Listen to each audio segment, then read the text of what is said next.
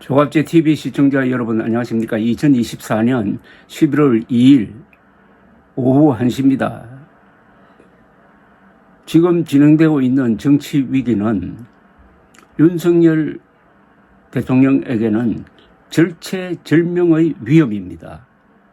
그러나 한동훈 국민의힘 대표에게는 천재일우의 기회가 될 수가 있습니다. 위기라는 단어를 한자로 풀면은 위험과 기회가 공존한다는 뜻입니다. 그 위험을 극복을 하면은 기회로 만들 수 있다는 것이죠. 한자의 위대한 상징성이자 함축성이라고 할 것입니다. 한동훈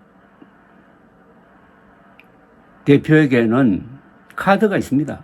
예컨대 윤석열 대통령에게 전면적인 문책 인사와 의료대란을 일으킨 2,000명 정원 백지화를 하라고 최후 통첩하고, 만약 말을 듣지 않으면은 국민의힘에서 탈당하든지 제명하겠다고 압박하는 것도 하나의 방법입니다. 급하게 흘러갈 때는 급하게 대응을 해야 됩니다. 기회라는 것은 놓쳐버리면은 절대로 돌아오지 않습니다. 오늘의 상황을 우선 점검을 하면은 보수층이 윤석열은 버리고 있지만은 한동훈과 국민의힘에 대한 기대는 접지 않고 있다는 것을 알 수가 있습니다. 이게 바로 위험과 기회가 공존한다는 뜻 아니겠습니까? 어제 발표된 한국갤럽 주간 여론조사를 보면은 보수층이 윤석열 대통령을 버리고 있지만은 한동훈 대표와 국민의힘에 대한 미련이나 기대는 유지하고 있음을 수치가 잘 보여주고 있습니다. 윤석열 대통령 긍정평가가 처음으로 20%대 밑으로 떨어져가지고 긍정 19, 부정 72%였습니다. 전주보다 긍정률은 1%포인트 떨어지고 부정률은 2%포인트 높아졌어요.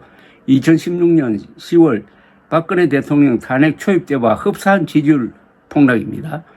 경상도 등 전 지역, 주부 등 전 직종, 70대 이상 등 전 연령층, 보수를 포함한 전 이념층에서 압도적으로 부정평가가 높습니다.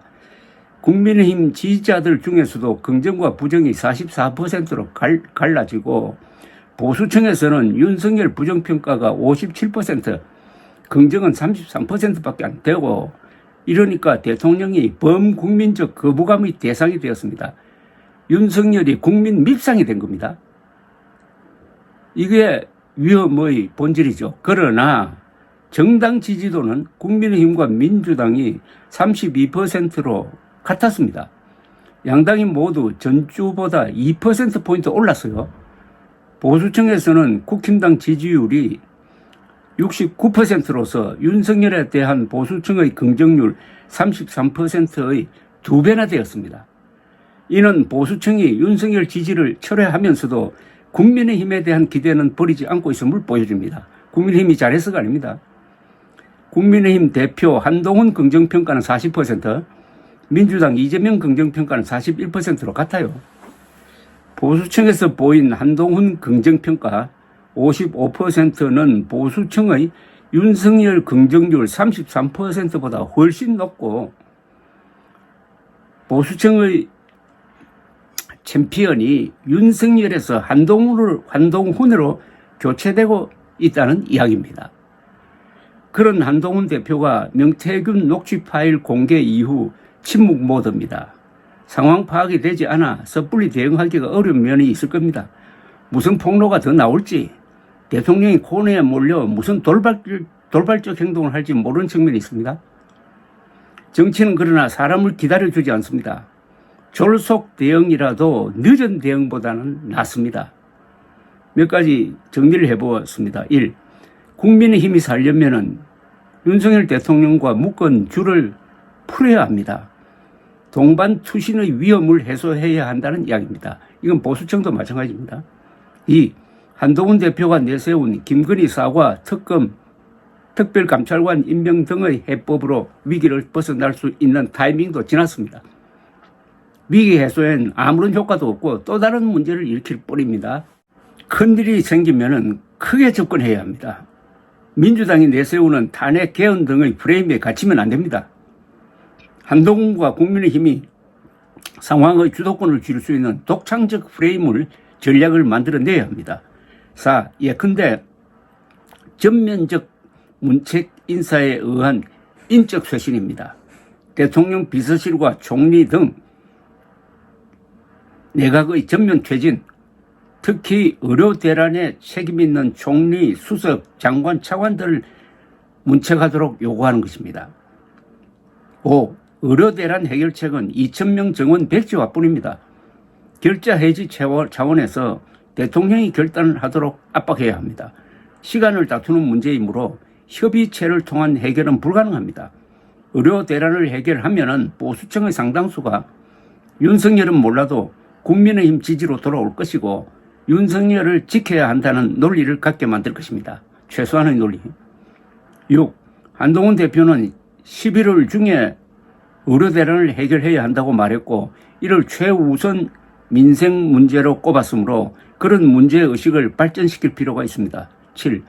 전면적 인사 쇄신과 의료 대란 해결을 윤 대통령에게 요구하면서 날짜를 정하여 최후 통첩식으로 해야 할 것입니다. 대통령 체면을 따질 단계가 아닙니다. 8. 최후 통첩의 조건은 윤 대통령이 불응하면 탈당이나 제명을 추진하겠다는 정도가 되어야 하지 않겠습니까? 9. 한동훈이 윤석열 대신 보수층의 챔피언으로 빨리 자리를 잡아야 이재명과 민주당에 끌려가지 않을 수 있는 지도력을 갖게 될 것입니다. 윤석열의 위기는 한동훈의 기회입니다. 보수 세력은 사라졌지만 보수층은 있고 이를 조직할 수 있는 사람은 한동훈이기 때문입니다. 윤석열의 위기는 한동훈의 기회입니다. 감사합니다.